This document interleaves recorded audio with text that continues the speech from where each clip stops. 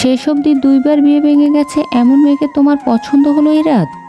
মায়ের প্রশ্নে ইরাদের মাঝে কোনো পরিবর্তন লক্ষ্য করা গেল না। সে শান্ত ভঙ্গিতে চেয়ারে বসে খাচ্ছিল। তার খাওয়া অব্যাহত আছে।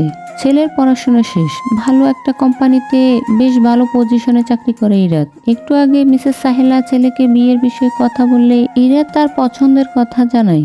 ছেলের পছন্দের মেয়েটিকে চিনেন মিসেস সাহেলা, যাকে একদম পছন্দ না ওনার। এজন্য কিছুটা বিক্ষুব্ধ স্বরেই ছেলেকে প্রশ্নটা করেন।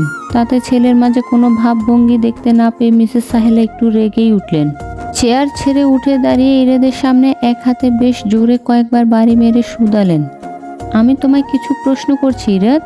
2বার বিয়ে ভাঙার পেছনে মেয়েটার কোনো দোষ ছিল না মা। অযথা রাগারাগি করছেন আপনি। ইরাদ শান্ত গলায় জবাব দিয়ে টেবিল ছেড়ে বেসিংয়ে গিয়ে হাত ধুয়ে নিজের রুমের দিকে পা বাড়ালো। মিসেস সাহেলা ছেলের ব্যাপারা কথাবার্তায় হতভম্ব হয়ে তাকিয়ে রইলেন। যে ছেলে ওনার রাগ দেখলে পাগলের মতো মায়ের রাগ কমানোর চেষ্টায় মত্ত হয়, সেই ইরাদ এতটা শান্ত? মানতে কষ্ট হচ্ছে সাহেলা বেগমের। খাবার টেবিল ছেড়ে তিনিও ছেলের রুমে আসলেন। ইরাদ সোফায় ল্যাপটপ খুলে বসছে এসেই। মাকে দেখে একবার তাকিয়ে আবারও মনোনিবেশ করলো ল্যাপটপে। মিসেস সাহেলার মুখাবয়ব রাগে থমথমে হয়ে গেল। ছেলের পাশে দপ করে বসে ছেলের উদ্দেশ্যে বললেন, ওই মেয়েকে বাদ দিয়ে যে কোনো মেয়ের কথা বলো। আমি অনাথ আশ্রম থেকে উঠে আসা মেয়েকেও মেনে নিব, কিন্তু ওই মেয়েকে নয়। ইরাদ শান্ত শীতল চাহনিতে মায়ের দিকে দৃষ্টি ঘুরালো। নিজের স্বভাব সুলভ গম্ভীর ভঙ্গিতে মাকে প্রশ্ন করলো, সে বাদ দিয়ে যে কোনো মেয়েকেই আপনি মানতে পারবেন, অথচ তাকে নয়? কেন মা, সে কি মেয়ের কাতারে পড়ে না নাকি? কি করে তুমি ওই মেয়েকে বউ করার চিন্তা করো? তোমার চিন্তা ভাবনা পছন্দ করার ধরন দেখে আমি হতবাক।